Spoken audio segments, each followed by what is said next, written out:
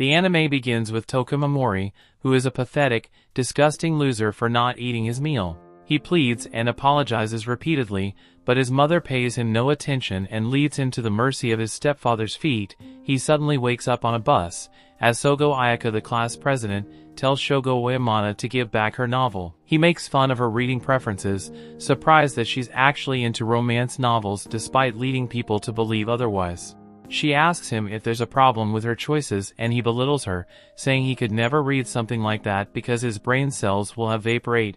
While the scuffle is going on, Takao Hijiri notices that Takao Itsuki, her younger sister, is lost in the mountain scenery outside, but she tells her to pay more attention to what's happening on the bus. Ayaka tells Oyamata to give back her novel, since he isn't interested in it, but he's reluctant to grant her wish. He asks for her social media handle in return for the novel, but she declined his request. The bus was taking the class on their field trip, and while the banter between the president and Oyamata was going on, Touka considered stepping in. Still, he realized he would be too insignificant to do anything effective. He decides to remain indifferent. Just like the Takao sisters and their class teacher, Ayaka asks Oyamata to give back her novel once again, but he insists that she must share her social media handle with him before she can get back her novel. Ayaka remains persistent when Touka suddenly gets up, telling Oyamata to give back her novel. While Oyamata was surprised that Touka stood up for Ayaka, Touka was even more surprised to see himself standing because he didn't know when his body moved on impulse.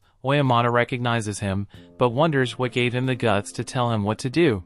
Touka tries to reason with Oyamata, telling him to give back Ayaka's novel because she's getting annoyed by his mischief. Oyamata laughs off the Touka's show of chivalry, and he wonders where he suddenly got the confidence from. Takuto Kurihara, one of the class elites, tells Oyamata to return Ayaka's novel, but Oyamata, for some support in putting Touka in his place, Takuto tells him he has no interest in such frivolities, and Oyamata is jealous of Takuto's cool aura. Takuto tells him he can ignore Touka, but he must give back Ayaka's novel because it doesn't sit right with him. Asagi Senjo commends Takuto for stepping up for Ayaka, as Oyamata hands over the novel to her. Other students silently commend Takuto for being so nice despite being an elite student. Oyamata takes his seat behind Yasu Tomohiro and he begins kicking his chair from behind, questioning him about what gave Touka the audacity to stand up to him. Yasu quivers in fear, apologizing for his earlier actions, but the teacher cuts in, telling him to quit bothering Yasu. Touka was also surprised that he had the confidence to stand up to Oyamata, and he concluded that his dream was the cause because it put him on edge.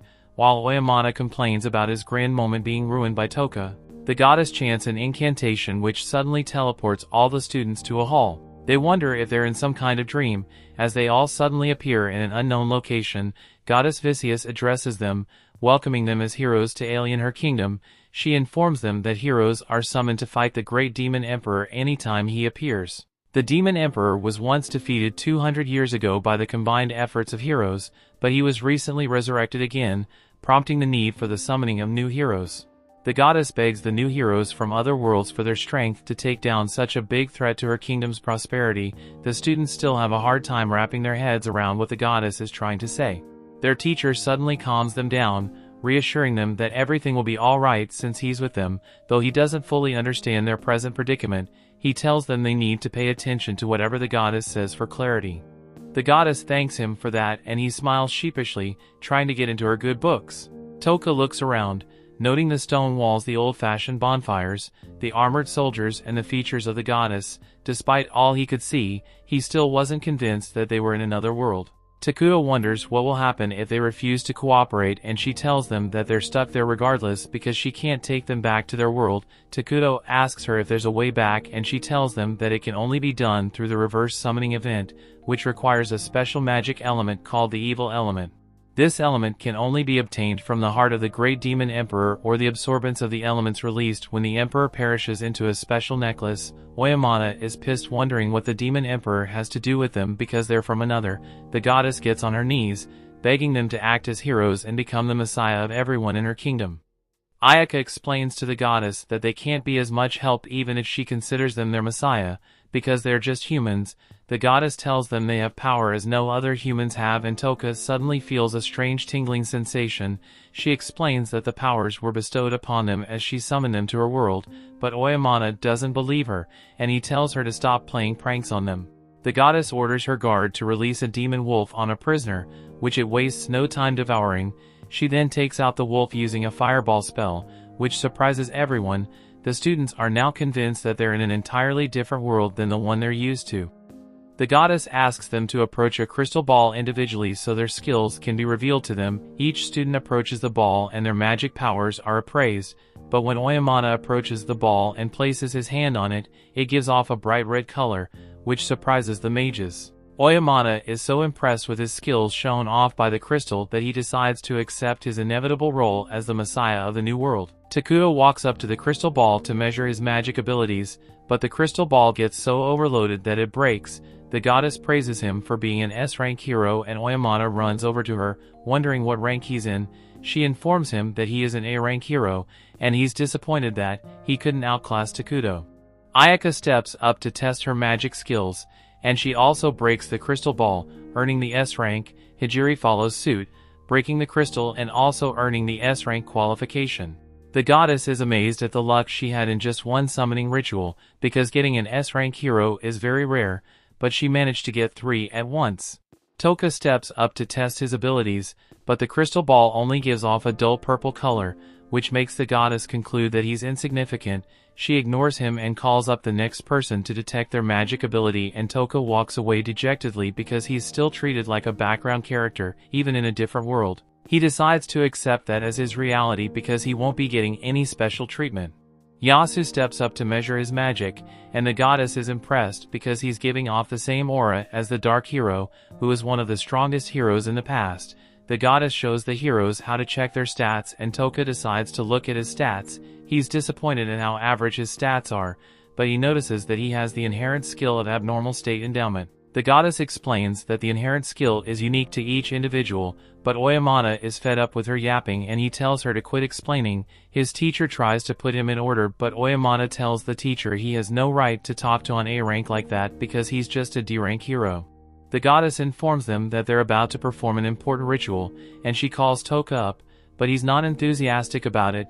The guards force him forward as the goddess explains that the lowest ranks in the past have a way of hindering the higher-ranking heroes. This heroes decided that such heroes should be disposed of, and since Touka was the lowest in that group, that was his fate. The goddess doesn't want to dispose of Touka in front of his classmates, so she decides to give him a chance to redeem himself. She tells him that he'll be sent to some ruins using the magic circle, and that if he manages to back up he will be given the free will to live peacefully in Alien. Touka wondered if he was being sent to a dangerous place, and the goddess tells him the place is very dangerous because criminals and corrupted heroes have been sent to the ruins in the past. He decides to tell her about his inherent skill, which is the abnormal state endowment skill, hoping it will help him out of his predicament.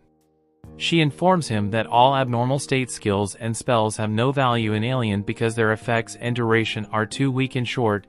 She informs him that his unique skill is a disappointment because he can't even use it to take down low-level demons. Touka is dejected by this, but the goddess piles on the insults, telling him it would be a waste of time to level up because his stats are too low to ever become significantly high.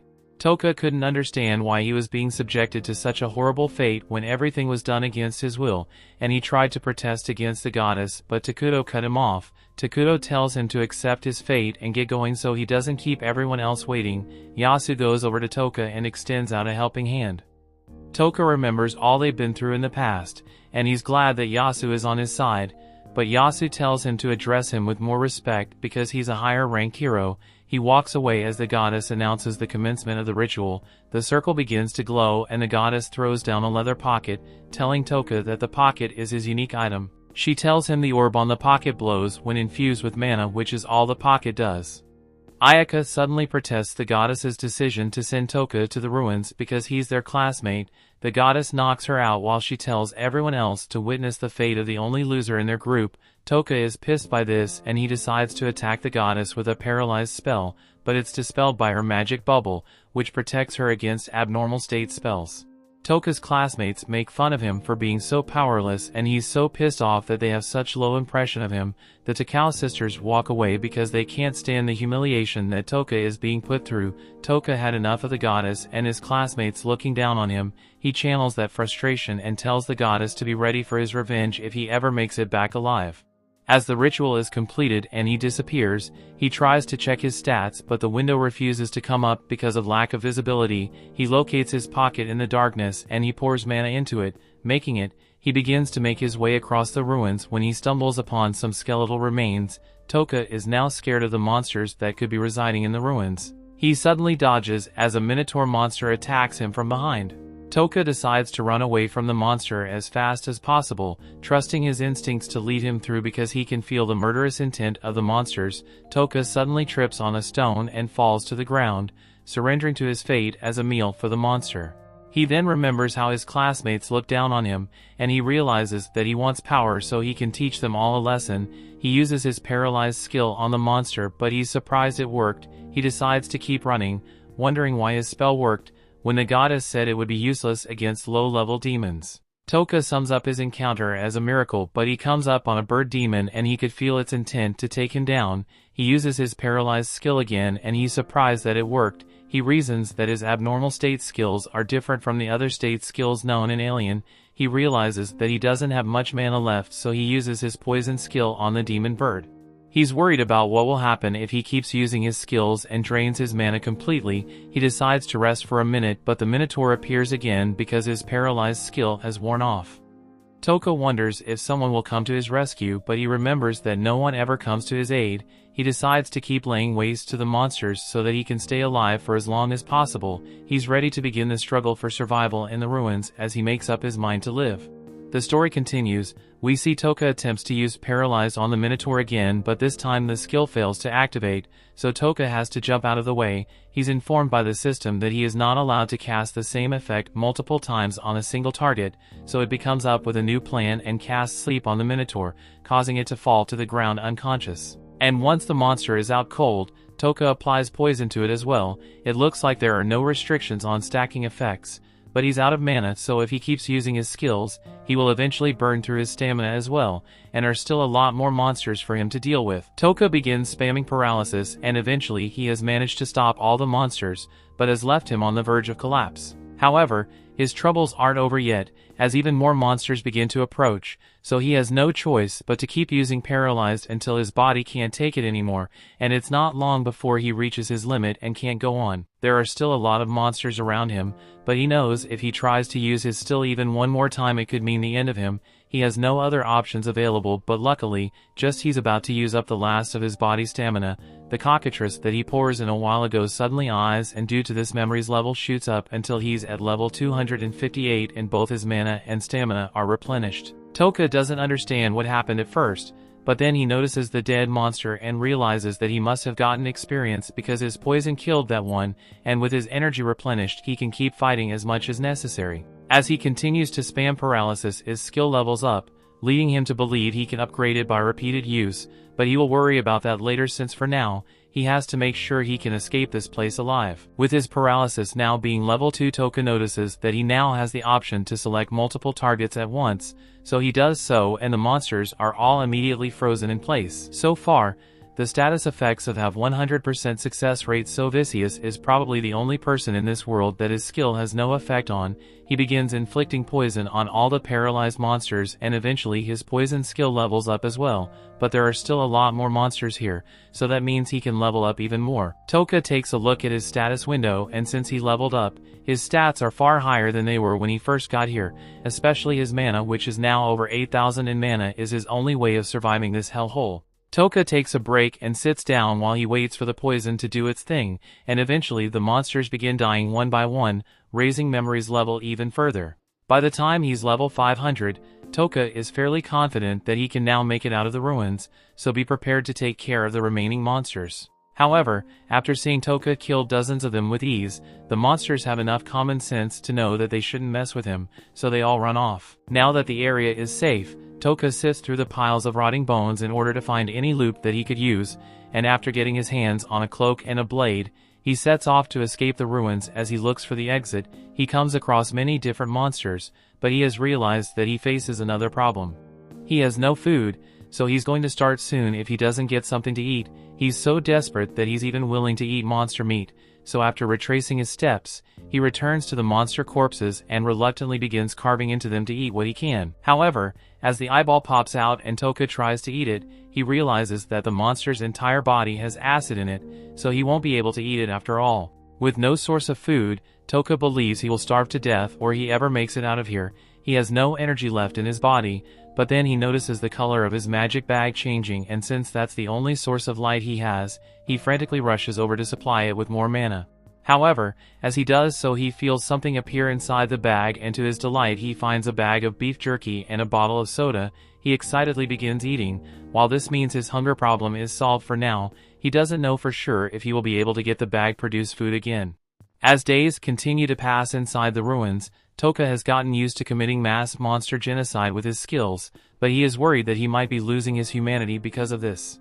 Back on Earth, after suffering abuse at the hands of his stepfather, Touka was on the verge of having his murderous villain arc right then and there, but before he could lose his sense of humanity, he was rescued by his aunt and uncle who took him in and gave him a sense of normalcy. He learned empathy from them and he thought he had become a normal person like them. Right now, as he is staring at the mountain of corpses beneath his feet, he feels nothing at all. There's no going back to how he was before, so Touka just accepts that he's a psychopath now and moves on. As he goes, he comes across another action of the ruins with the floating eyeball monster, but Touka just takes it out with his poison. As he moves forward, he comes across a door with a magic lock, and upon opening it he finds a small room with two skeletons inside. He assumed they must have been people that were disposed of by Vicious as well, but they weren't fortunate enough to make it out alive. He searches through the things and finds a pouch full of gems, so while he feels bad about stealing from the dead, the gems could be valuable and he could use them once he gets out of here, so he no longer feels bad about it. He goes through the other rooms nearby as well and eventually comes across one that takes a large amount of mana to open. Once he finally unlocks it, he finds a skeleton sitting with a note next to it. The note says that the skeleton was once a man known as Anglin the Great Sage, and he was the former hero of darkness, the same one Vicious had mentioned was the strongest of them all. According to Anglin's note, Vicious sent him here by force after she no longer has a need for him as a hero, and while he was powerful enough to make it this far, he clearly couldn't escape, so he left a message to help the next person who could manage to make it this far. Vicious may have said the Demon Lord was evil, but she's just as bad in Touka's eye, although we can't say he is much better than her either, since his only goal is to get revenge on her and he doesn't care if he has to destroy the world to do it. As he's looting Anglin's corpse, he comes across a book of forbidden arts, and it is full of information about recipes for medicine and magic tool instructions that could prove to be useful later, so he decides to keep it. He also finds a scroll of forbidden magic, but he doesn't understand what it says. However, if a great sage like Anglin went through all the trouble of keeping it hidden with him up until his final moments, then it must be really powerful, and it may even be strong enough for Touka to eventually defeat the goddess if he's ever able to decipher it. Touka is just about ready to leave, but before he goes, he steals Anglin's cloak because it's cooler than his old one, and takes a look at Anglin's book again, but this time he sees a bloody warning telling him to beware of the Soul Eater, and the ominous warning has me wondering if the Soul Eater is the one who killed Anglin. Touka continues making his way through the ruins until he comes across a door that he thinks will lead to the surface. However, this is truly the final door, then that must mean the Soul Eater Anglin was talking about this here as well. Touka remains cautious of his surroundings and takes a look at his stats to make sure he is prepared for this. He did all he could to ensure he leveled up as much as possible before he got here, so we can only hope that his skills are enough to defeat it. Touka eventually finds a creepy face and he is certain that this must be the Soul Eater, so he immediately attempted to use Paralyze on it, but the second he steps out of cover, the Soul Eater fires a laser into his hand.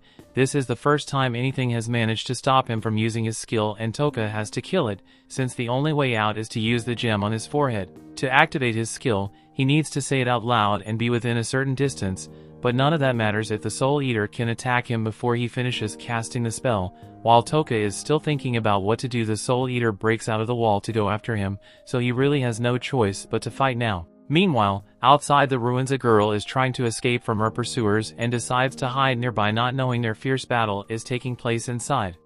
As the Soul Eater slowly approaches Touka, he wonders why it hasn't fired its lasers at him yet, but he soon finds out why as the Soul Eater spits up some purple gum which takes the form of humans. These are the souls of the people the Soul Eater has killed, and they are being forced to attack Touka, so if he's forced to paralyze them. However, he can't bring himself to use poison because they are still human. Even if they become gross globs of paste, The Soul Eater enjoys watching as Touka struggles because he can't attack the souls for moral reasons, and he can't attack the Soul Eater either because it would react too fast. Touka begins breaking down and crying a lot because he says he doesn't want to hurt other people, and he's losing aura by the minute with his constant crying, but as the Soul Eater is reveling in Touka's tears, he reveals that it was all an act as he paralyzes the Soul Eater. He knew he could never land a successful paralyze on the Soul Eater unless he managed to get it to lower its guard, so if he pretended to be in the middle of a mental crisis just so the Soul Eater wouldn't suspect anything, and now that the Soul Eater is paralyzed, Touka doesn't really care what happens to the souls if he kills the Soul Eater,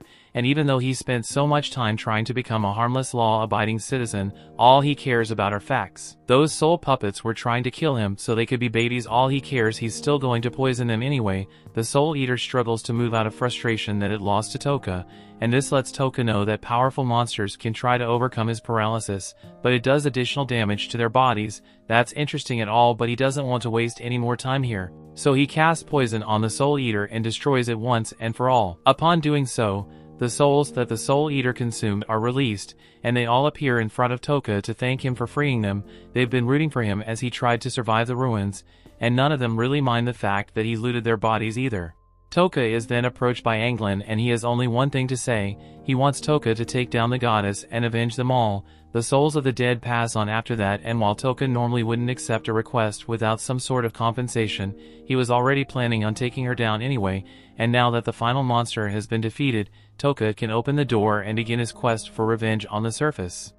Meanwhile, Touka's classmates are all busy hunting to level up, and while Oyamata is busy chasing down a wolf, Takuto easily annihilates the monster with his Dragonic Burst, putting him at level 18, and Yasu is just having a blast with his powers over here. Meanwhile, on the other side of the forest, this girl is having a hard time coming to terms with the situation, but all of a sudden she's approached by Asagi, who warns Kabato that she can't be spacing out like that, otherwise she'll end up getting herself killed. The reason she came over is because she wanted to discuss something with her, so she begins talking about how sooner or later the class is going to split defections. There are a lot of powerful douchebag in the class, including her, so there's no way they'll keep getting along much longer. That's why when the class eventually divides, she was Kabato to join her faction. Besides, it's not like that Kabato has many other options considering she's deranked. There's no way she'll be accepted into Takuto's S-ranked group while being deranked. The Takao sisters only ever team up with each other, and Ayaka probably going to end up dead before long.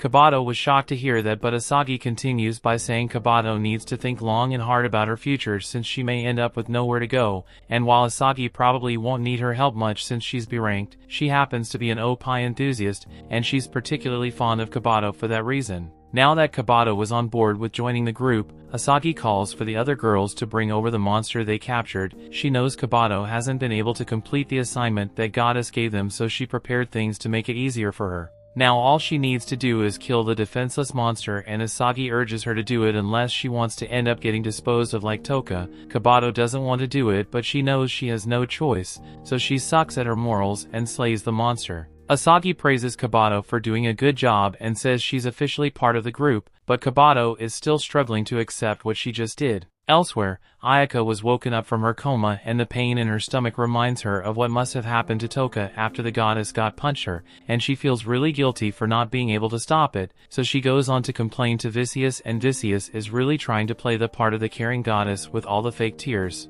But she says the disposal of the weak is the policy of the alien kingdom, so there's nothing she can do about it. Vicious also informs Ayaka that she doesn't have much time to wallow in sadness over it either, since while she was knocked out, her classmates headed out to the forest to see if they were able to kill monsters or not, and many of them ended up failing the requirements of the test, thus were disposed of. Ayaka asks Vicious intends to kill off any heroes who she deems to be weak, but Vicious claims is aliens' policy, so it's not her fault, even though she's a literal goddess. So Vicious say how things are going, so she wants to make it clear to Vicious that she doesn't approve how things are being handled. Vicious doesn't see what the problem is, since it's common sense that all the worthless people should be disposed of, so Ayaka asks Vicious if she is a valuable hero since she is S-class. Vicious answers that Ayaka is indeed very valuable, so Ayaka proposes a deal. She will go above and beyond as an S-rank hero to make up for the weaknesses of the people who failed, so she asks that Vicious stop the disposal plan. Vicious says she can agree to those terms, so she extends her hand to make it official.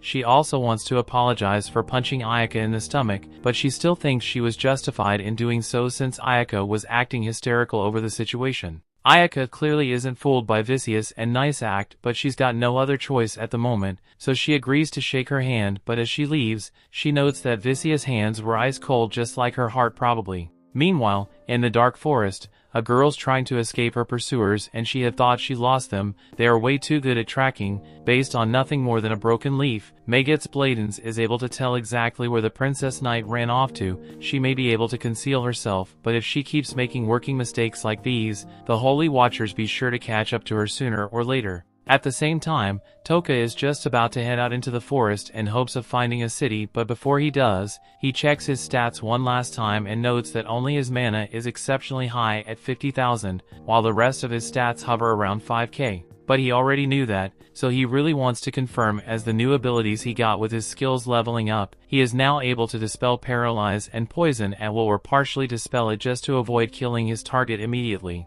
That's going to be pretty useful when it comes to extracting information, so he decides to test it out on the next monster he encounters. For now, he's going to need a blade, or more specifically, someone who could act as a tank and handle the front lines for him. Just then, he hears some rustling in the bushes, so he goes over to check it out and finds a bunch of slimes ending up on a single smaller slime, and he decides to stand there and watch as the smaller slime goes through his bullying character arc. Once the small slime learns to fight back, Touka is satisfied, so he paralyzes them all and uses the opportunity to test out the dispel option. He dispels the paralysis on the bully slimes first to get them to leave. And once they are gone, he tells the smaller slime that it doesn't need to worry since he has no intention of killing it. He's about to let it go as well, but before that he wants to apologize for not helping sooner. Enjoyed seeing the little guy stand up for himself, so he tells the slime that it did well, and after releasing it he heads off on his way. The slime doesn't really know what to do now since it doesn't have any slime friends to go back to, so decides to follow Touka instead.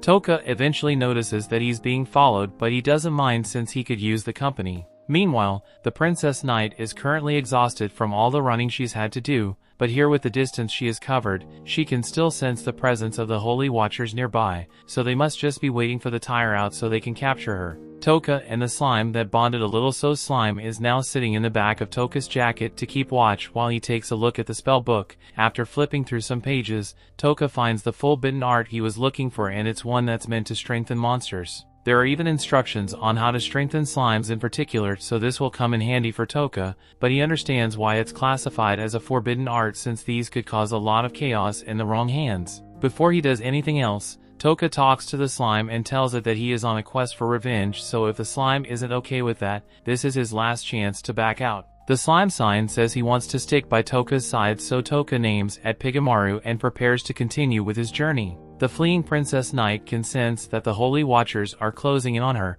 so while she hoped she wouldn't have to use it, she's forced to activate her spirit contract. She offers up her sleepless payment and even does the old Power Rangers transformation routine, but as the Holy Watchers finally catch up, they are shocked to find out that they've been tracking the wrong person since Touka definitely isn't their target. Now they could have just ignored Touka since he has nothing to do with their mission, but they're too scummy to do something like that, so one tells Touka to drop all his valuables so they don't have to kill him, but the other guy says he's still going to kill Touka anyway because it'll be fun. They also talked about doing terrible things to his corpse, so Touka has already decided that these guys have got to go and watch them real quick, while the scumbags aren't paying attention. Touka starts shuffling away slowly, and while the group notices and think he was trying to escape, Touka was actually just trying to get them all within his field of vision. Touka plays the part of his scared weakling well, but as Meget's attempts to slice him up, he wastes no time in paralyzing him along with all his teammates. Since it was successful, Touka now knows that his status effects work on humans as well, so Vicious is probably the only person who's immune to them.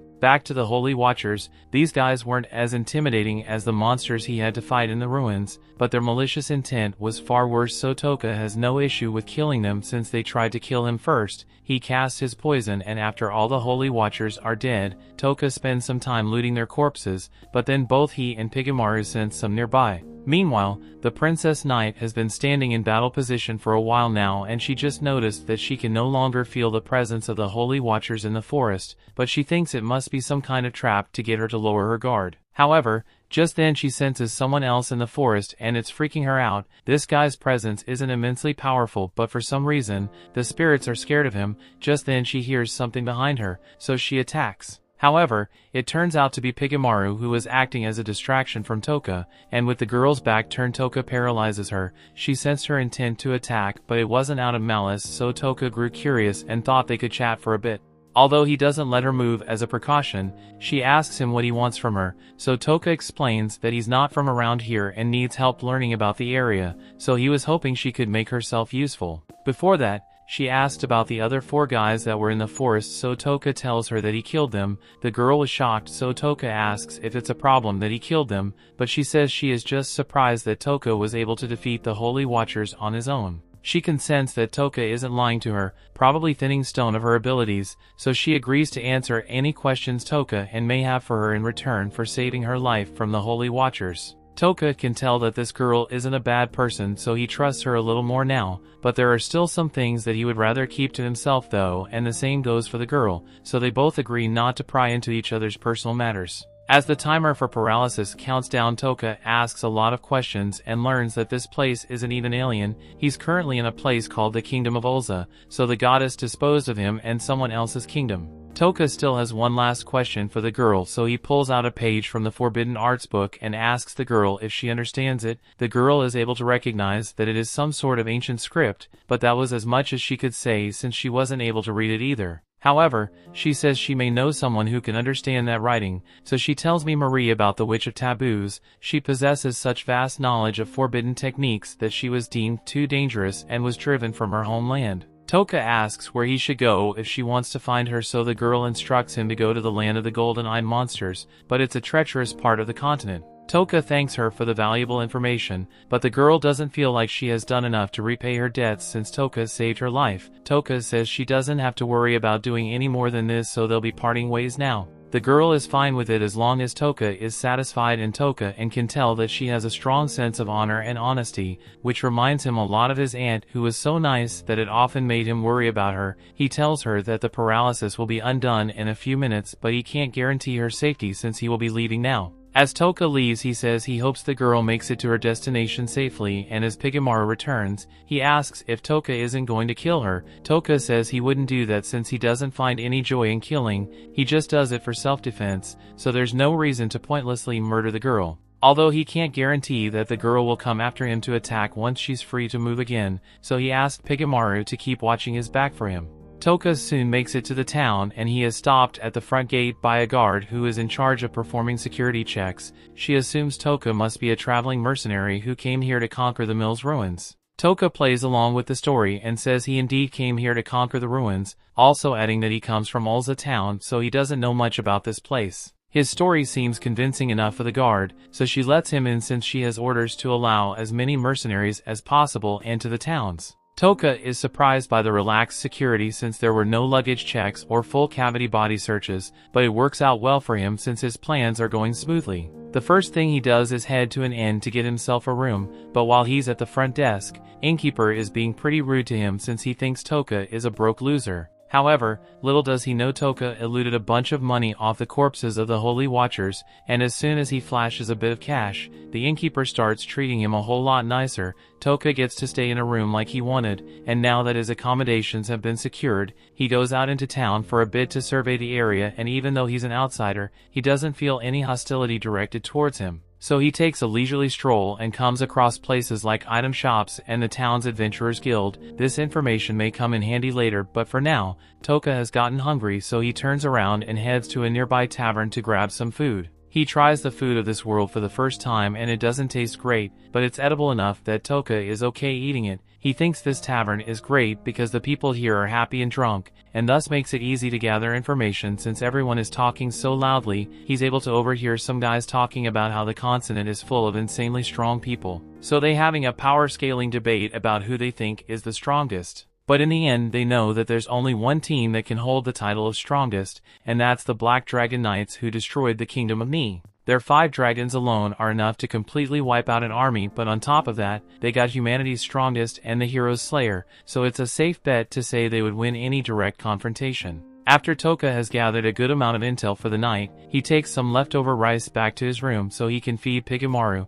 and while Pigamaru is eating, he goes over his plans for the future. For now, his top priority is finding someone who knows how to read the language in the scroll of forbidden magic, and the only person who would be able to do that is the Witch of Taboos. Another priority of his is to make the monster strengthening solution so he can improve the abilities of Pigamaru. But now that he's thinking about it, the nobleman of this town has been gathering mercenaries to conquer the mill's ruins, and one of the ingredients needed for the strengthening solution are the bones of the skeleton soldier, and skeleton soldiers just so happen to be found in the mill's dungeon, so Touka makes plans to head there tomorrow. The next day, all the mercenaries in town gather towards the Marquis Cred Hercley has to say. Cred tells them that a new floor within the ruins has been uncovered, so he is tasting them all with exploring set floor, and as a reward he promises that whosoever manages to acquire the Dragon Eye Chalice that is within the ruins will receive a prize of 300 gold pieces. Is also willing to pay good price for any other treasures that are brought back, and the mercenaries are free to use whatever monster parts they find as they see fit. Touka is glad because that means he will be allowed to keep the skeleton bones from the ruins once he acquires them. Now that everyone is clear on the terms, they all line up to begin registration, but while Touka is waiting in line, he never sees a commotion going on at the other end of the line. There's this random guy constantly yapping about how one girl in line is really pretty. In fact, she's so pretty that he could swear if she was a princess, or maybe even a princess knight of the destroyed kingdom of Ni, and who wasn't bounty on her head perhaps. We see what happened was that a couple years back this guy tried asking the princess knight out on date, but she said no. And from that day onwards, he had burned her face, voice, and chest into his toka so he could get his revenge someday, and she went to great lengths to ensure her face was covered, so the man has to have some degenerate skill if he was able to recognize her just from her opai. Anyway, to prove that he is right about her identity, he reaches over to pull off her cloak and show the crowd her face, but as he does so, he is shocked to find out that the girl's face isn't the same as that of Princess Sarah's Ashrain, and the girl now states that her name is Miss Belucas. He never misidentifies Opai, so he knows that she must be Ashrain, but he has no way of proving it, so he swears to get his revenge on Mist as well as every beautiful woman that has made him look like a fool. A little while later, Touka is planning on going shopping for some supplies to use during the mission, but as he is walking, the girl approaches him to ask if he's here to explore the dungeon as well. Touka recognizes her and feels sympathetic that she has to deal with so many people trying to reveal her identity, but she says it's not that much of a problem since she disguised her face ahead of time. Still, Touka suggests she be careful about guys like that, because even if he doesn't know her real identity for now, he seems like he's petty enough to try attacking her, just because she made him look like a fool in front of everyone. But that said, Touka tells her that he has a request he would like to make, so he explains that he has no idea about the value of the items in this town, so he would like her to help him negotiate so that he doesn't get swindled. And of course, he isn't asking her to do this for free, as he promises to compensate her for her assistance if she accepts. She decides to accept his offer since she's pretty much broke right now, so that two shake hands and she introduces herself to him as her alias, Mist, while Touka introduces himself under the name Hattie. The two of them proceed to go shopping together, and since Mist went and negotiated for him, she ultimately saves Touka's around 3 silver coins worth and deals, so he gives that to her as her compensation. She's surprised to receive this much money just for shopping with him, but Touka believes is a fair reward for the help she offered him, so she accepts the payment and is about to leave, but as she attempts to walk away, she ends up collapsing to the ground. Touka asked her if she is alright and she says she's okay, but she hasn't been able to sleep well for the past few days, so she's a little tired. She then turns and leaves, so Touka leaves things as they are and decides to head to the ruins to begin hunting for skeletons. Within the ruins, as Touka descending the stairs, he hears some mercenaries scream as they run past him that there's a little ox demon down there, so Touka assumes it must be a miniature version of the minotaurs that he had to fight in the ruins of Disposal. The ox demon charges towards him, but Touka quickly paralyzes and poisons it, so it wasn't much of a threat to him, and he stabs the ox demon to test whether the demon's skin is as tough as the ones in the abandoned ruins, but this one is much easier to stab. A little while later, those mercenaries that ran away earlier return with backup to defeat the ox demon, and when they find it dead, they are shocked that someone was actually capable of killing a monster like this so quickly. Touka heads deeper into the ruins, but despite the place crawling with monsters, he isn't feeling very threatened by any of them since they are easy to kill. He isn't getting much experience from killing the monsters either, so he decides to head a little deeper into the ruins to find some strong monster. While walking through the halls, he happens to overhear that loser from earlier talking to a couple of mercenaries, and he's asking them to go after Mist and make her regret ever being born, all because she didn't want to go on a date with him and made him look like he was wrong about her identity. So he can't let her continue to live in this world, and preferably, he wants the mercenaries make her suffer as much as possible before killing her so he can see the twisted look of despair on her.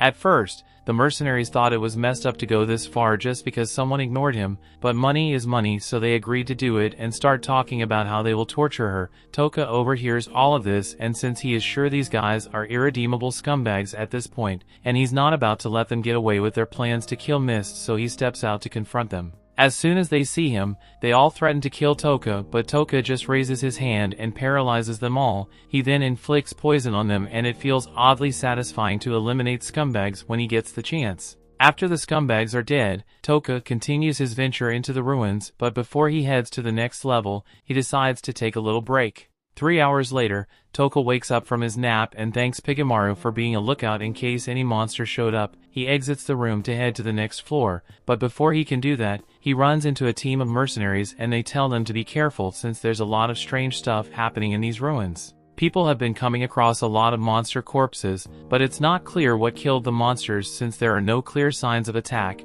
It pretty much looks like the monsters fell over dead in the middle of the ruins. As the leader of the Saber Tigers party, Lily Adamantine values the lives of her teammates more than anything else, so while she would normally continue with the ruins exploration, she has made the decision to back out and head back to the surface. She even offers to let Touka come with her, but Touka says she wants to continue with the ruins exploration, so Lily and the rest of her team wishes him good luck with that. Touka knows all the unexplained deaths are because of him, but it works out well in his favor since if people believe there's something strange going on in the ruins, that means fewer mercenaries will show up in the ruins. Touka heads down deeper until he finally arrives at the room where the Dragonite Chalice is located, and there's a giant gargoyle statue right beside it, but it's totally harmless, so there's no need to worry about it. Yet, Touka isn't stupid, so he casts Paralyzed and Poison on the statue, and sure enough, it turns out to be a monster and it soon ends up dying. Touka has now officially obtained the Dragon Chalice, and soon after he acquires it, Mist shows up and is disappointed that she didn't manage to get here first. Touka doesn't really care about the chalice, so he says Mist can have it if she wants. She can't believe Touka would give her something worth 300 gold coins, so she asks what she wants in return,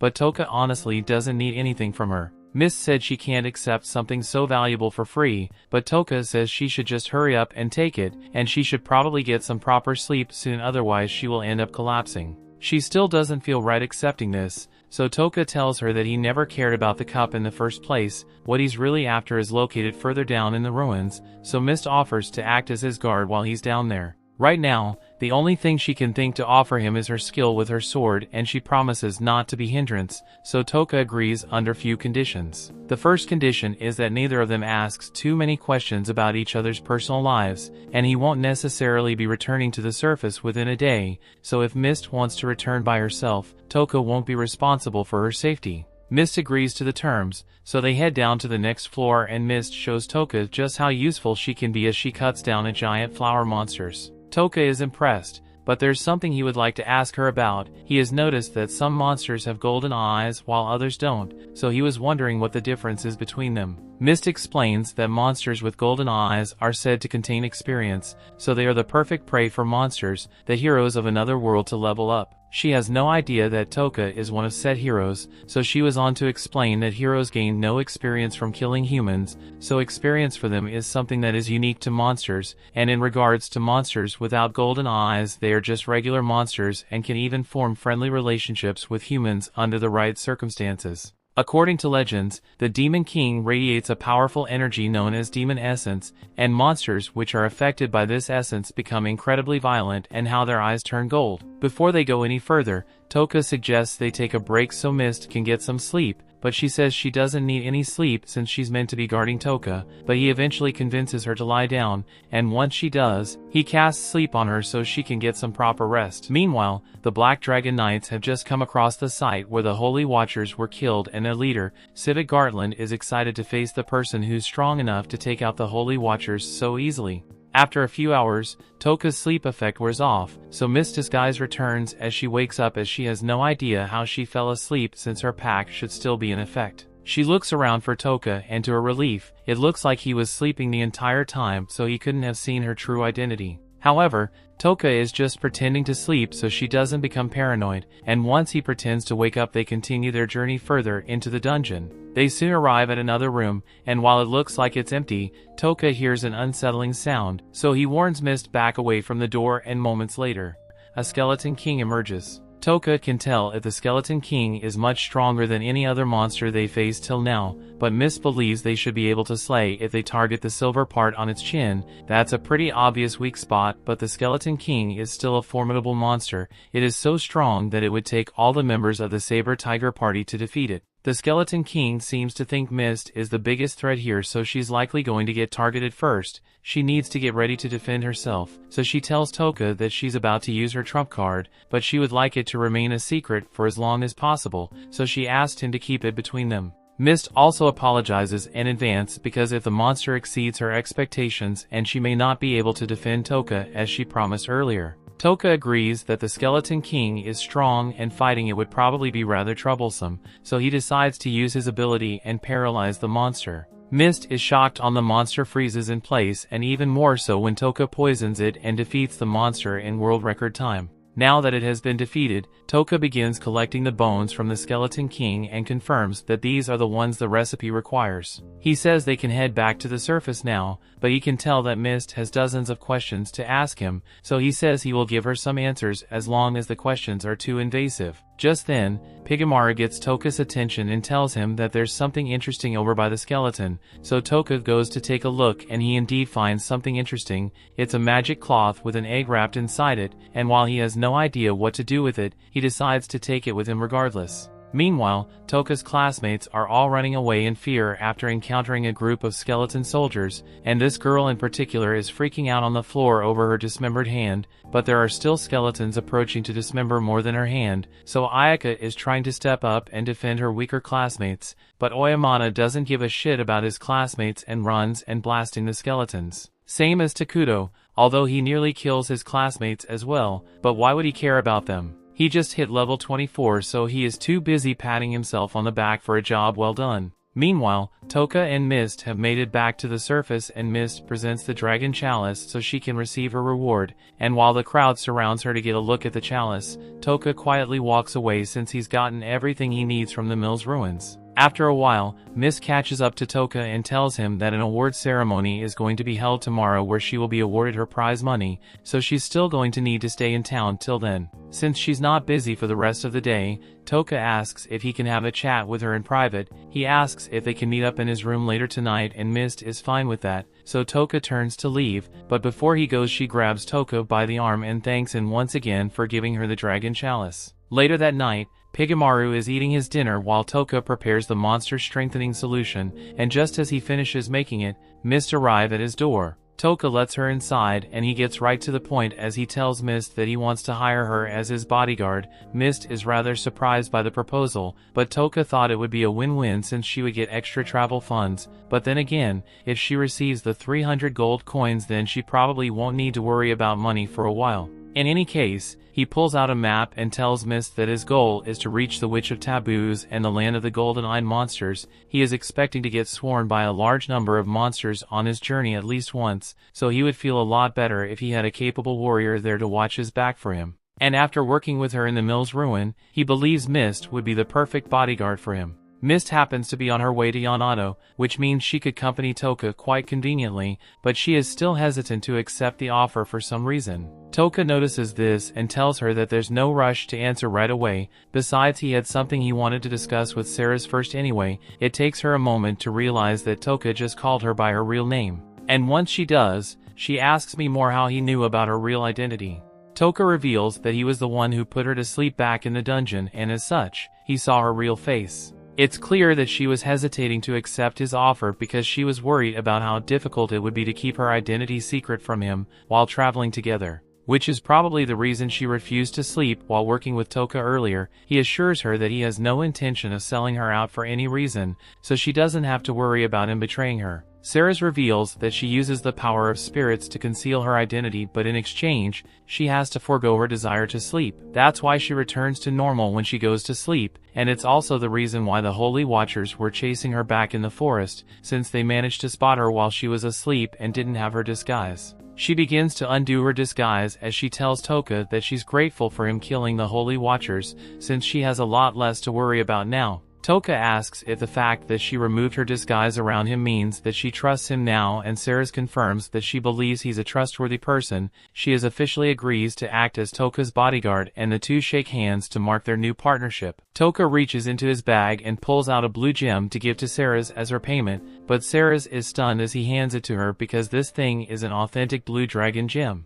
Touka doesn't know what the big deal is since it's just one of the gems he looted in the abandoned ruins, so Ceres explains that gems like this are incredibly rare and are even worth way more than the dragon chalice. Touka doesn't really care that the gem is valuable, so he tells Ceres she could still keep the gem anyway. Ceres doesn't want to accept it because it is worth way too much, but Touka has a whole bag full of them, so he insists that she keep the gem. Ceres finally relents and agrees to accept the gem as payment, but before they go their separate ways for today, Touka says they should still call each other by their aliases to protect their identities when they are out in public. Ceres agrees to this, and since they will be working together for a while, she thinks she should inform Touka of the reason why she's on the run. However, Touka tells her he doesn't need to know that he has no interest in prying into her past unnecessarily, nor does he want her to feel pressured into telling him anything. The next day, Touka and Ceres are having breakfast together, and Touka takes the opportunity to ask her if she happens to know anything about forbidden magic. Ceres tells him that it is magic that has been prohibited by Vicious,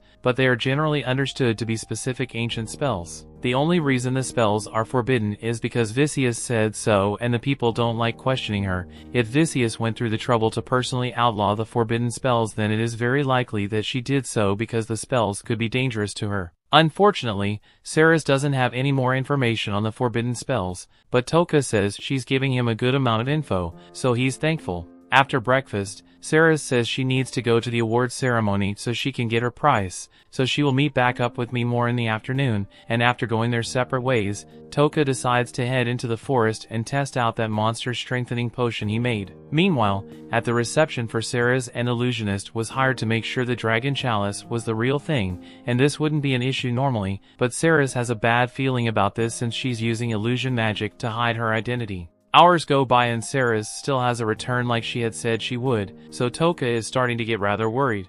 Meanwhile, Vicious is having a meeting with Ayaka over the recent ruin expedition to the ruins that the class took, and Ayaka asks if Vicious can take care of Sakura since she got her hand cut off. Vicious agrees to heal the girl, but she makes it clear that she's only doing it because Sakura is B rank, otherwise if she were something like D rank, then health insurance wouldn't be available for her. By the way, Vicious asks Ayaka if she is considered join Takuto team, but Ayaka can't imagine herself getting along with Takuto when he cares so little about the lives around him. Vicious calls Ayaka's decision selfish, so Ayaka starts trying to explain herself, but Vicious tells her she's obligated to justify herself. Although she wants to know if Ayaka is still committed to saving this world since she isn't putting in as much effort as an S-rank adventurer should. Ayaka asserts that she's fulfilling her duties as an S-rank in her own way, so Vicious agrees to let her do as she pleases, but she also says that Ayaka will be tasked with taking care of those who couldn't pass the trials. Vicious ones are train them, but Ayaka against the idea,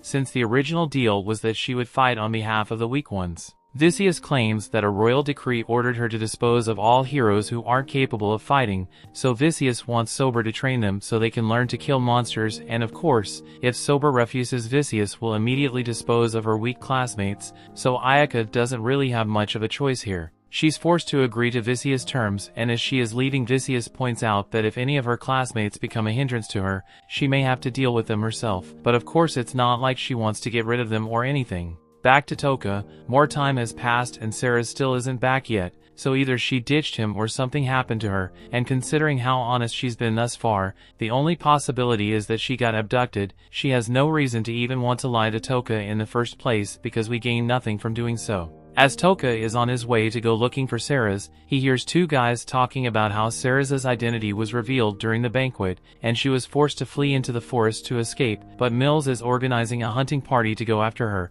and this hunting party consists of the Black Dragon Knights. As the knights chased after Sarah's, she attempts to transform using her spirit regalia, but her spirit of light got disoriented with her disguise was destroyed, so she won't be able to transform for now and has to fight in base form. She manages to take out a couple of the lower-ranked knights, but it was really difficult for her, so she fears what might happen if one of the higher-ranking members were to attack her now. Just then, she notices an arrow being fired at her from behind, but she can tell that it is just a distraction, so she quickly rushes to face her real opponent, the Dragon Knight's vice-captain. He is a much tougher foe than the rest of them, so she struggles to defend herself, and she unfortunately loses her footing, so the vice-captain disarms her as she falls to the ground and gets on top of her. He is about to do unspeakable things, but before he actually does anything, Touka arrives and paralyzes him. Sarah is shocked to see Touka here, but she knows she's safe now, so she climbs out from under the vice-captain and Touka gives him a non-lethal dose of poison for good measure. Sarah asks me more why he came looking for her, but before their conversation goes any further, Touka puts the vice-captain into sleep so he can't overhear them. Sarah warns Touka that if he stays with her then he will be pursued by the Black Dragon Knights as well, so she's willing to return the gem he gave her and nullify their contract so that she doesn't cause him any trouble. Touka tells her that won't be necessary because for one he has a lot of those gems, so the money isn't an issue for him, but more importantly, he isn't going to find another bodyguard home he can trust like Sarah's, so he's going to stick with her. And right now, he needs Sarah's to take off her clothes. The story continues. We see after an awkward pause Touka clarifies that he's only saying this because the people in town already saw her in the clothes she's wearing now, so she'll be easily recognized if she doesn't get changed soon. Sarah is relieved to hear that, and Touka tells her that he also has a proposal to make to her. He says she can try and negotiating with the Witch of Taboos to have her shelter Sarah's for the time being. No one has ever managed to figure out where the witch lives yet, so it should be a safe place for Sarah's to hide, and Touka is heading there anyway so he and Sarah's can keep their original agreement for her to be his bodyguard. Sarah's is grateful that Touka is looking out for her, but she wonders why he's going so far to help her when they barely know one another. It may seem strange to her, but he explains that Sarah's reminds him of someone very precious to him, so if he were to abandon her here, it would feel like he had abandoned his aunt, and he can't do that. Sarah's once again thanks Touka for being so kind to her, and now that they've settled their agreement, Touka goes over to the vice-captain and partially dispels the paralysis will allow him to speak. The vice-captain immediately begins threatening Touka for daring to oppose a member of the Dragon Knight, but Touka is in phase and gives him an ultimatum. He can tell him what the Dragon Knights are planning, and if he does, Touka will show mercy to him. Otherwise, he's going to die slow and painful death. The man tries to act cool and confident, but he ultimately agrees to tell Touka and Sarah's what they want to know. What before he can spill the beans, his brains get spilled all over the floor by a sword from the sky. Touka and Sarah's turn around to get a look at the attacker, and to his horror, not only is the attacker out of range, but it's actually Sivit. He has many names across this world, but he's most commonly referred to by the title of Humanity's Strongest. Sivit and his 5 dragon riders are all here aside from the one whose brains are all over the floor though. Orvan asks Sivit if it was really necessary to kill him, but Sivit doesn't really care about casualties as long as the mission is complete. They're ordered to do this by Ordola, and that name seems to be familiar to Sarah's, so she's frozen in shock. At the same time, Ordola is lying in his bed and agonizing over the thought what he has done. He never wanted to hurt Sarah's because he loved her like a daughter, and more specifically, like a stepdaughter, because he explicitly states that seeing her always had him focused and stiff. He does not regret letting her escape, rather what he regrets is the fact that some other man could be having romantic relations with her, so we decided that the best course of action here was to kill her instead. Sarah's can't believe Ordola would do something like that, but it's the truth. In fact, that's what Gizan was going to tell her, but since Sivit thought he was being a hindrance he threw his sword and killed him, although if Gizan had managed to dodge it somehow then Sivit would have let him live, but even if Gizan had been paralyzed by Touka there was no way he could have dodged an attack like that. The Dragon Rider asks what they should do with Sarah's now, and according to the orders Ordola gave him, he wants Sarah's to be killed and her dead body to be brought back to him and intact, at which point necrophilia is on the table for him. Sarah still can't believe that Ordola would order something like this, but Sivit tells her that he's willing to give her the chance to earn her life back. He's obsessed with finding strong opponents, so if Sarah's can be him in a duel and then he will let her go free. He's been here to test out the famous spirit regalia of hers, which is why he was so motivated to catch up to her, but right now, he's a lot more interested in Touka more than in Sarah's. Touka is sweating bullets because he's at risk of being killed at any moment, and Sivit and his team are all still slightly out of range for his ability, so his options for counterattack are limited. But human of this dire situation, Touka still has a smile on his face as he takes a gamble. He asks Sivit if he can talk with him as he slowly makes his way forward, but Sivit asks him to identify himself first.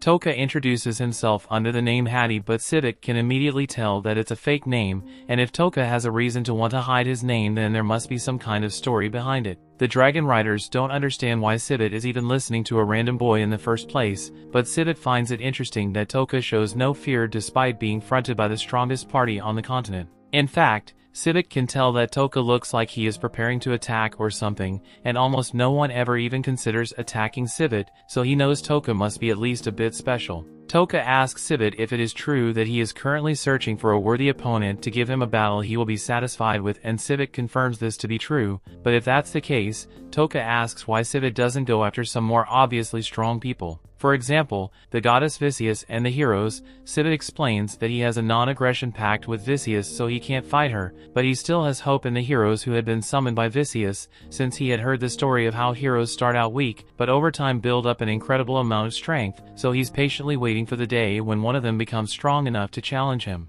It would be great if they have power necessary to kill him too, since Sivit has been bored with life recently, with how he is always the best at everything. Out of courtesy for Touka, Sivit even offers to kill Sarah's painlessly and have her head delivered to the current princess of Ni. Sarah is asked why he would need to do that, so Sivit informs her that her escape led to all I am becoming hostile to this kingdom, and recently, they even invaded because the goddess demanded that Sarah's be handed over to her, but Emperor Ordola refused. At this point that Touka speaks up and makes an interesting proposal to Sivit. He says that if Sivit is truly looking for an opponent that is capable of killing him, then Touka can become that opponent for him. Earlier Sivit mentioned that he has high hopes that the summoned heroes will become strong enough to defeat him, so Touka reveals that he is in fact one of these summoned heroes. Sivit is able to detect whether someone is lying or not, so he can tell that Touka is telling the truth. He asks what he's doing all the way out here if he's a hero, so Touka says that he holds a very unique position among his fellow heroes, so he was allowed to act independently by Vicious herself. Now this technically isn't a lie, since Touka is the only E rank, so he definitely is in a unique position, and Vicious did say that he will be allowed to do whatever he wants if he manages to survive the abandoned ruins,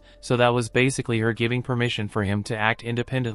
Since everything Touka said is technically true, Sivit lie detection leads him to believe that Touka must be a truly promising hero for Vicious to give him special treatment, and that gets him excited, so he asks Touka to state his proposal. Touka says he would like to defer their fight, meaning he wants Sivit to spare him until he can grow strong enough to give him the fight he has been dreaming of. Sivit is amused, so he asks Touka how he intends to do that, and Touka informs him of his intentions to go to the land of the golden-eyed monsters to train, but he will definitely return to Vicious sooner or later, so Sivit won't have to worry about Touka going and hiding. Everything he has said so far is convinced Sivit, so Sivit agrees to spare Touka's life so he can grow strong enough to be a worthy opponent. He tells Touka that he can leave without having to worry about being attacked. However, he still intends to kill Sarah's, so Touka speaks up again and tells Sivit that he needs Sarah's in order to get through the land of golden-eyed monsters, so Sivit laughs and agrees to won't harm Sarah's either, and he won't let any of the subordinates touch her either until his duel with Touka is over.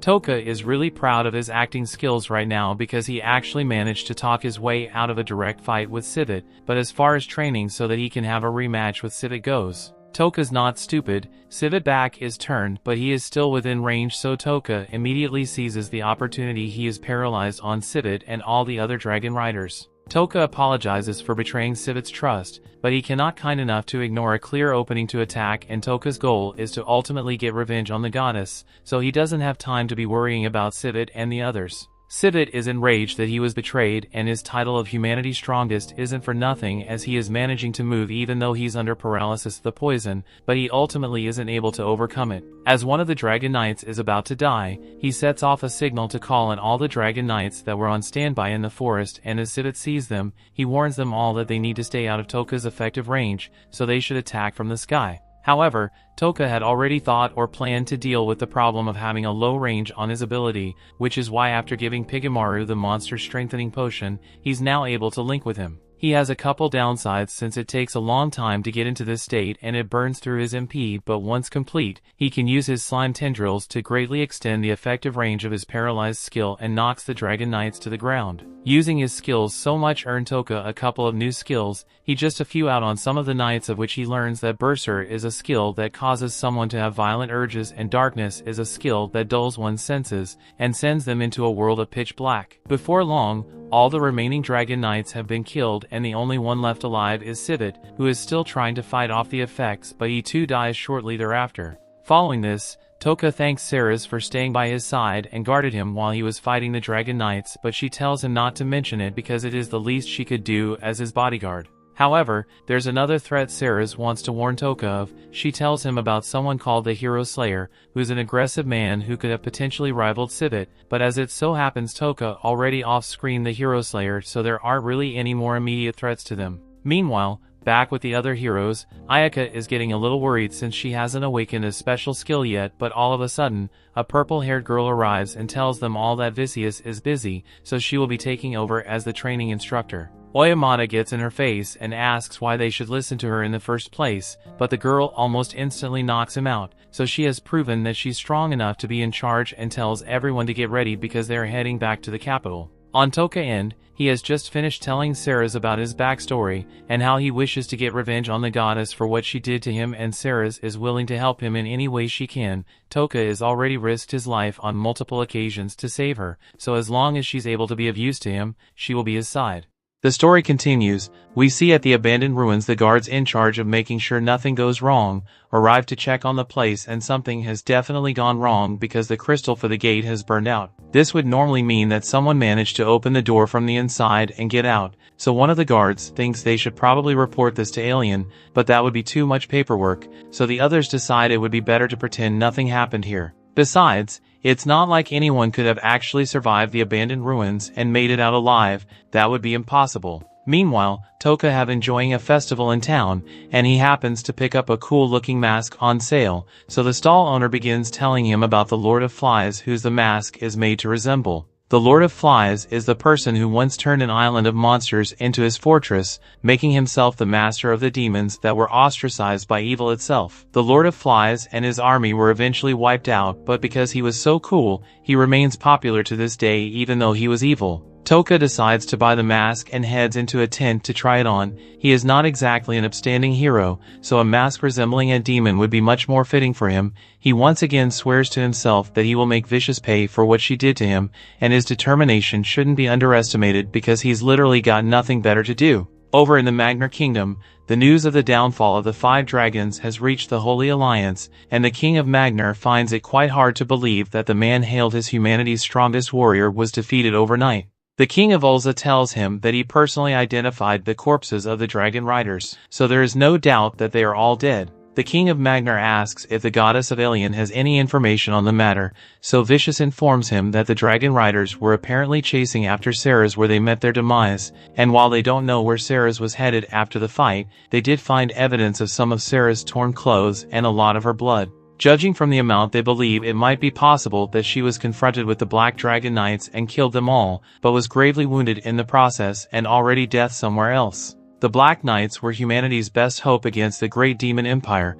so losing them is a huge blow to the strength of the Holy Alliance, so the heroes from another world are even more valuable than they were before. The Emperor of Miridia Swordset thinks it's funny how every time great evil comes, Alien always seems to benefit in some way. Vicious keeps her polite tone and asks Miridia Swordset what he's trying to insinuate with his statement, but Miridia Swordset is serious. Every time something bad happens, they are forced to rely on Alien and its heroes, so it's pretty convenient for Vicious. Vicious says they are all equally affected by the Dark Lord's essence, so she's on the same side as them, but she's being very passive-aggressive towards Miridia Swordset, so he decides to stop talking before things go too far. There's one final thing that needs to be discussed before they adjourn this meeting, so the King of Magnar asks if everyone here truly believes Ceres was capable of killing all 5 of the Black Dragon Knights. It's pretty hard to believe she was capable of doing something like that on her own, and they have no idea who could have been behind it. However, a messenger comes into the room and informs him that there is a group that is taking credit for the defeat of the Black Dragon Knights, and they call themselves the Cursed Magic Users of Ashent. The next day, Touka and Ceres are walking through town to stock up on supplies, and it doesn't look like anyone is following them, so this place might be the safest bet for their preparation. While walking, Touka notices a huge coliseum nearby, so Ceres explains that it is a blood sport coliseum where slaves and mercenaries kill each other for the entertainment of the crowd. The fighters can earn rewards by winning their matches, and since it is run by the Duke and the Mercenary Guild, it has become a prime source of entertainment for the public, although at first it was just a way for the Mercenary Guild to assess their fighters. Ceres and Touka later find a good inn to stay at, and since they need to conserve funds, Ceres suggests that she and Touka should share a room. Touka asks if she is really okay with that since Touka is a man and stuff might happen, but while she's embarrassed, she says she doesn't mind, so Touka gets one room for both of them. After that, they head to the bar so they can get something to eat, and the place is pretty packed, so Touka is able to overhear a conversation about the death of the Black Dragon Knights. From what he hears, it looks like people think Ceres died at the hands of the Dragon Knights, but then the Dragon Knights were taken out by someone else. A group called the Ashent is taking credit for killing the Dragon Knights with their cursed magic, and Ceres has heard about them before, so she tells Touka that the group apparently worships the god of curses. Just then, the Ashent walked into the bar and they are really enjoying all the clout they got from stealing credit for what Touka did. After getting a good look at them, Touka doesn't think they are actually that much of a threat, and he's not mad about them taking credit for what he did since it takes attention away from him. Touka continues to eavesdrop on the conversation going on around him, but then he hears people talking about who else they think might have been strong enough to defeat the Black Dragon Knights, and eventually the Witch of Taboos is mentioned. She's apparently a dark elf, and no one has actually seen her in a decade, but there's someone in the capital who has seen her before. Touka approaches the table and asks if the guys can tell him a little more about this person, and at first they don't want to talk to Touka, but when Touka offers to pay for their drinks, they are much more willing to talk to him. They tell them that the person who met the Witch of Taboos is the strongest fighter in the Colosseum, and he'd like to meet her, then he is probably going to have to talk to the owner of the Colosseum. However, Touka is in luck because the person in question just happened to walk into the bar. Touka goes up to her, introduces himself, but Eve immediately knows he wants something from her, so she asks him to state his business. Touka gets to the point and tells her that he would like to meet the Witch of Taboos, even admits that she has ventured into the land of the golden eye monsters before, but she denies ever having met the witch, but thanks to Sarah's spirits, she's able to tell that Eve is lying when she says never met the witch before. Eve asks Touka why he wants to see the Witch of Taboos, so Touka says he is just going out of curiosity, so Eve advises him to stay out of the land of the golden eye monsters since, to be frank, he doesn't think Touka is strong enough to survive up to 3 days there. She tells Touka that should value his life a little more, but it's a bit hypocritical coming from her, since she routinely risks her life on stage. Later, Touka is informed by Ceres that Eve was lying, so they can guarantee that she actually knows of the whereabouts of the witch. As he returns to his hotel room, Touka realizes that he forgot to bring some food back for Pigamaru to eat, so he decides to pull out a snack he had with him when he first arrived in this world. He also gives some to Ceres, and she has never had anything like it before, but as soon as she puts it in her mouth, she's delighted by the wonderful taste. She asks him if it is a common snack from his world, and Touka says it is, but he unfortunately can't make any more of it. For now, they need to decide what their next move is going to be, and the first thing on the agenda is finding out the location of the witch from Eve. He needs to find a way to get her to tell him, but what would be more important to her than her life? Typically, it would be money, since she buys her freedom if she has enough funds, although it requires a large sum of money. At same night, we see Eve visiting a little dark elf girl, and she promises her that she will do her best to get her out of here. Back in Touka's room, Ceres is practicing with her spritz regalia, and it may just look like some armor with no visible boosts aside from looking cool, but I'm sure it will come in handy at some point. Once Ceres has done training, Touka asks her if she can give him some pointers on how to handle close combat, since he has been relying on his skill a little too much lately, so he wants to be prepared if he is ever unable to use it. Ceres understands, and she decides to train in the same way she would train one of her knights back when she was still a knight captain. She takes a step back and tells Touka to assault her, so he throws a straight punch, but Ceres easily evades it and puts him in an arm lock. Something like this doesn't require a weapon, and it can easily be honed with a few days of training, but as she says this, she realizes she's pretty close to Touka, so she takes a step back and apologizes. Touka says it is fine since he is the one who asked her to train with him. After a long and sweaty training session, Touka is taking a bath, and Ceres is engaging in some degenerate activity with Touka's shirt. She realizes what she's doing is messed up, even if she does have feelings for Touka, and luckily it looks like no one was around to see her, except Touka, who is standing behind her this entire time. He says he noticed that his clothes were missing, so he came to look for them, and Ceres apologizes, saying that she thought it would be a good idea to wash his clothes with hers. Later that night, Ceres is asleep and Touka appraises her for how kind she is. She's diligently trying to become a sword that can protect him, and she is suppressing all kinds of down bad emotions to fulfill her role to him, so he should be grateful to her. Ceres wakes up and notices that Touka is still up, so he tells her he is just having a bit of trouble sleeping, and Ceres has a good remedy for that, so she gets out of bed and searches through her bag to retrieve some herbs. One of them helps with sleep, but the other has the opposite effect and leaves you excited and full of bedroom vigor. Of course, she doesn't intend to use it with Touka though, since he's going to be taking herbs. Touka pulls out of the soup cube from his bag and uses it to make 2 cups of soup for himself and Ceres. Touka asks Ceres to have a taste before they add the herbs, and she's amazed by how good it tastes and how all that flavor was packed into a single tiny cube.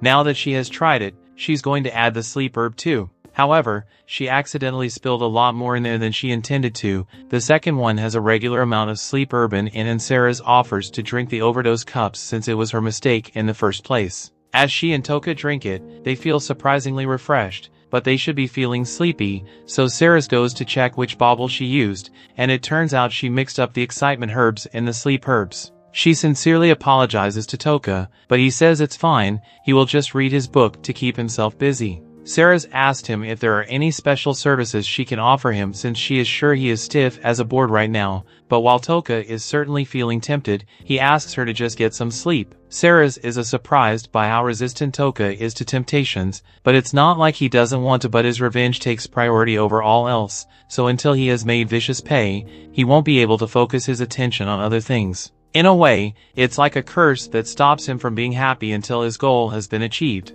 However, once he is done with his revenge, he should be able to put his energy into other endeavors, so Ceres gets behind him and swears that she will do everything within her power to help Touka get his revenge, and Touka is thankful for her help. The next day, they head over to the Bloodsport Coliseum, and Ceres returns to Touka after asking around about Eve. She's pretty famous around here, and she was sold to the Coliseum as a slave, but from the very first day she got here, she was a hit with the fans, and she hasn't lost a single match yet her 3 years of fighting. Tomorrow is apparently her final fight, meaning she's already earned enough money to buy her own freedom, so trying to negotiate with her using money won't be an option anymore. Additionally, Ceres has learned that Eve already saved up enough money to buy her freedom 2 years ago, and she's now trying to buy the freedom of a small elf girl as well. There's also something Ceres is worried about because all previous Coliseum champions have all died during their final match, so it looks like there's some foul play at hand, as there are rumors that the Duke is arranging to put fighters at a disadvantage during their final fights, but Touka smiles because this may be just what they need to get Eve to trust them. The story continues. We see Eve is the undefeated champion, and she's really popular, so there's no doubt that the Coliseum management team would try to kill Eva for the publicity it would create. Ceres assumes Touka intends to stop this from happening at the main event tomorrow, but Touka doesn't see a reason to wait till tomorrow to save Eve, when he can just get it done today. Later that day, Touka corners Eve in dark alleyway and says he needs to talk with her. Eve tries to dismiss Touka and tells him she doesn't know where to find the Witch of Taboos, but Touka already knows that she's lying. He asks if Eve is trying to keep the witch's location hidden because she's indebted to the witch, but Eve denies it. However, Ceres is there as well, and she immediately calls Eve out for lying again. Eve starting gets suspicious of Touka's intentions, so she's about to draw her sword, but Touka stops her by saying he just wants to help save Eve. She asks him what he intends to save her from, so Touka explains that the Duke running the Coliseum is going to use all sorts of dirty tricks to make sure she goes down in tomorrow's match. Eve still doesn't understand why Touka would be trying to help her, but Touka just doesn't want to let his source of information on the witch die. It would be much easier to just take the girl she's trying to help and run away before the match tomorrow. Hearing this, Eve understands that Touka isn't a threat to her, but while she appreciates his warning, she can't afford to run away from the match tomorrow. Taking the girl and running is an option, but where exactly would they run to? Unless she follows the rules and buys her and the girl's freedom, then the Duke will send mercenaries to hunt her down or put bounty on her head. Maybe she'd handle life on the run if she were alone, but she has to think about the girl's safety. Touka says he knows of a place where they could escape to, and suggests that even the girl go into hiding at the place where the Witch of Taboos lives. He's sure no one would be able to find Eve there, but she says it would be impossible since no one can reach the heart of the land of monsters. Touka says they might be able to reach it if they work together, and he promises to help protect the girls to the fullest of his capabilities, but Eve doesn't think he has what it takes to follow through on that promise. She can tell that the girl with him has some amount of martial arts training, but Touka looks like a weakling to her. Touka admits that he doesn't have much skill when it comes to martial arts, but he is well versed in magic. He tells her that he can easily defeat the Skeleton King on his own, and while it's certainly an impressive feat, Eve isn't so convinced that Touka can handle the journey into the land of monsters. To prove that he is strong enough, Touka tells Eve that he's the one who killed the 5 Black Dragon Knights, but he thinks he is lying, so Touka gives her a demonstration of the power he used to kill Civet and the others. He raises his hand and casts Paralyze on Eve, leaving her frozen in place. He warns her that she shouldn't try to move too much since it could cause damage to her body if she does. This is the power they use to defeat Civet, and just in case she still doesn't believe him. Ceres reveals her true identity, proving that the rumors of her death were false, and Touka truly saved her from Civet. This should be enough to prove Touka's capabilities, so he releases Eve from the paralysis, and she's convinced that Touka wasn't lying to her earlier, but her decision hasn't changed at all. Touka sees that he's not going to be able to convince Eve, so he apologizes for disturbing her and says he hopes she finds a way to win her match tomorrow. However, if she happens to change her mind, he will be waiting at the bridge early in the morning ready to leave town. Touka then walks away with Ceres, but as they are leaving, he comes across a group of Ashant followers of the cursed god, and they are still riding the hype they got from stealing credit from Touka achievement. Their fraudulent actions annoy Ceres greatly, but Touka doesn't think there is a need to take action against them as long as they don't hurt anybody. However, as Touka and Ceres continue walking, they spot some of the cursed god cult members hurting someone. These guys are trying to kidnap this woman for unsavory reasons, so Ceres is prepared to cut them down immediately. However, Touka stops her and says he will handle it himself, so he casts one of his new spells and makes the cult members go berserk and kill one another. While they are doing that, he continues walking home with Ceres, and by the next morning and Ceres are all packed up and ready to go before the crack of dawn. It looks like Eve didn't show up after all, so Ceres asks Touka if he thinks there's a chance Eve might actually be able to win her match and earn her freedom with the little girl. Unfortunately, Touka says there's no way that will ever happen. Duke Swan is well known for his shitty ways, so Eve trusting the word of a scumbag like him can only end in catastrophe for her. Meanwhile, Eve was having trouble sleeping because of the conversation she had with Touka last night. She still believes Duke Swan will honor their agreement, but she can't shake the feelings of doubt she has, so she decides to go to the Duke's office to confirm that he will really let her go after she wins her final match. As she approaches the Duke's office, she hears him as advisor talking about the final match tomorrow and how the spectators are going to miss Eve, but of course, he plans to have her die in that match because it would be good for publicity. Eve is shocked to hear that the Duke seriously planned to betray her, but the Duke goes on to say that he has always thought of Eve as nothing more than a wild beast that became profitable. Now that she's no longer going to be useful to him, he plans to have the next champion skin her alive and wear her belt around as a new gimmick. The advisor asks what the Duke is going to do about the Dark Elf girl Eve was working so hard to take care of, and he suggests that it might be a good idea to grant her freedom as a goodwill gesture since Eve kept fighting for an additional 2 years for the Dark Elf's sake. Duke Swan says he was actually thinking of taking the Dark Elf girl in, and his advisor surprised that the Duke is actually showing compassion for once,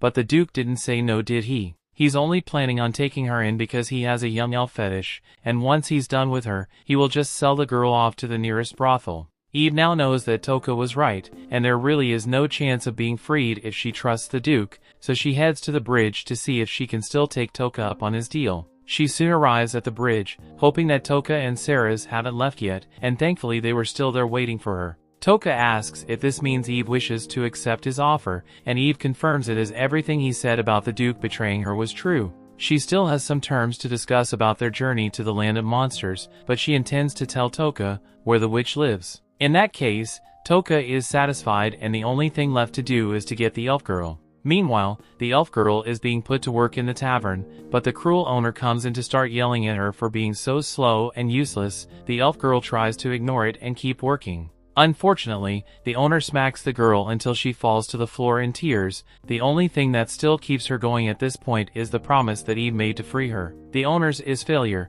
so she sees nothing wrong with taking down all her pent-up frustration on the girl. She even starts screaming into the girl's ears just to torture. But a few moments later, Eve busts into the room and confronts the owner. Eve knew the elf crew was being abused here, but she had no idea that gotten this bad, so she's prepared to kill the owner for all the suffering she's put the elf girl through. But the owner begins begging for her life, and says it was Duke Swan that ordered her to treat Liz so harshly. Eve still can't stand the owner, but she decides not to kill her after all. Eve takes Liz's hand and tells her that the situation has changed, so they need to leave the city immediately. Liz says she's willing to go anywhere with Eve, so Eve turns to the owner and tells her that as long as she tells the Duke she doesn't know what happened to Liz, then she will be spared. The owner begins grumbling and swears that she will do everything Eve instructed her to do, and she starts apologizing to Liz, saying she regrets all the torment she caused Liz to go through, and she even starts crying on cue. Really sell the apology. Liz obviously doesn't believe her, but Liz isn't the type to go for revenge, so she just lets it go and turns to leave with Eve. But as they are leaving, someone who's totally fine with revenge walks in,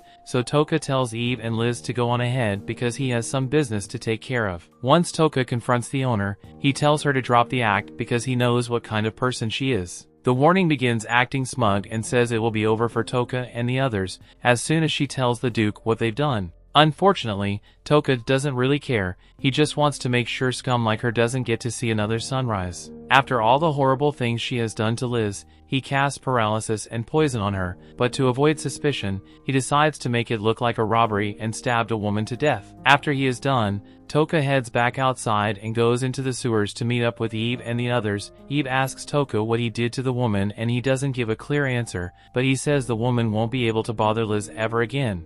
As she said earlier, Eve will tell Touka where to find the Witch of Taboos, but before she does, she would like to know why he wants to meet the witch in the first place. Touka explains that he has a forbidden scroll written in ancient text, and he heard that the Witch of Taboos might be able to read it. Eve just wants to confirm that Touka doesn't intend to harm the witch in any way, so he assures her that he won't start anything as long as the witch doesn't attack him. Eve is glad to hear this and says there's something else she wants to discuss with him. She's in the smartest him and can't predict people's actions like Touka can, so she would like to square her loyalty to him as her masters. Touka is surprised by the sudden leap in trust where she still barely knows him, but Eve has realized that she can't solely base her trust on how long she's known someone. Besides, she knows for a fact that Touka is a good person because he could have used any number of violent tactics to force Eve to tell him where the witch lives. He even had the option of holding Liz hostage that he chose to save her instead. The group begins their journey, but before they can escape, the Duke has already sent out a search party to capture Eve and Liz.